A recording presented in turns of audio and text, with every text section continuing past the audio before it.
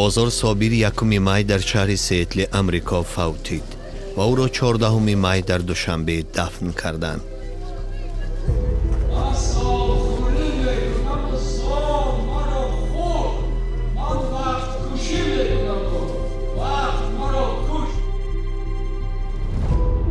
او در سالهای 70 عصر 20 با شعرهای سیاسی خود مشهور شد. در سرایش تاجیک از بخت نگم گرچه با گبر و مسلمان هم سرا بود، هم رسول و هم خدا بود، در زبان ما جدا بود.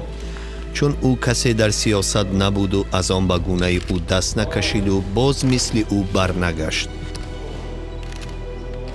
شعر اجتماعی را رشد داد. شعر در خلقم بمیرم، شاعر خلقم بمیرم. اولین مجموعه شعرهای او سال 1972 با نام پیوند نشر شده است. تا مرگش کتاب‌های شعری او با نام‌های مژگان شب، باران طلایی، آتش برگ، با چمیدن با چشیدن، آفتاب نهال، چشم سفیددار، از گل خار تا سیمخوار، لاله سیاه نشر شدند.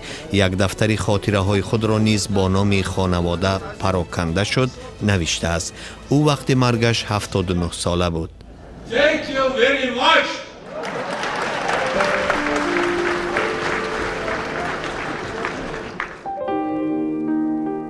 ای آبشار. بار اول چون ترسونزاده او را دید گفت چهره شاعرانه دارد. یاری زمانی بچگی بیقراری من.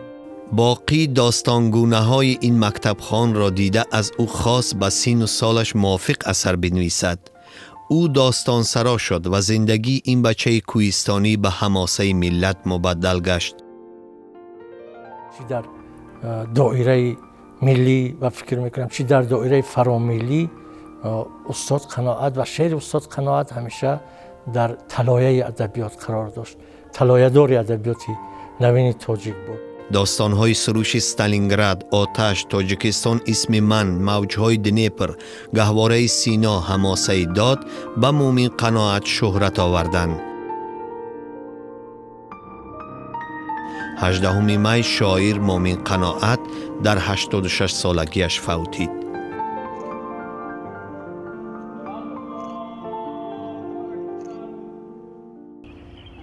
بی پرده گفتن شیوه ایجاد تاریخ نگار رحیم مصف بود که قلب او 21 ایون در دوشنبه از کار ماند. او بار اول از تبر تقسیم گفت و برای ملت تاجیک صحف تاریک تاریخ را روشن کرد. در بخش یگانگی ملت، خودشناسی ملت نقش تکرار نشونده دارد. چون تاریخ نگار شوروی نباید تقسیمات حدودی آن دور را انتقاد میکرد، اما چون عالم میهم پرست نتوانست از بیان حقیقت رو تابد. او کارهای زیاد جمعیتی و سیاسی کرد، اما در خاطر مردم چون باز کننده مهر کاملا مخفی باقی ماند. نقش نخستین مرد عارفوف ابن سینا بود. سالها چهره او از دیوار سینما به تماشابین احساس نجیب و گوناگون میبخشید. او را در سیمای رودکی میستودند، از نیروی اهریمنی در داستان کاوه آهنگر میهراسیدند. در 20 فیلم نقش بازیده 6 فیلم آفرید.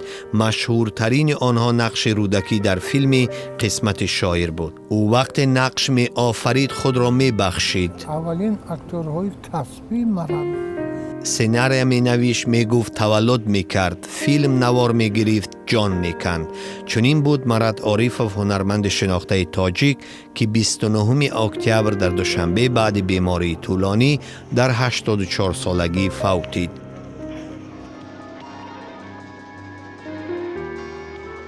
عیسی عبدالرشیدوف از تبار آن هنرمندان بود که برای اصل تئاتر کسبی جان فدا بودند.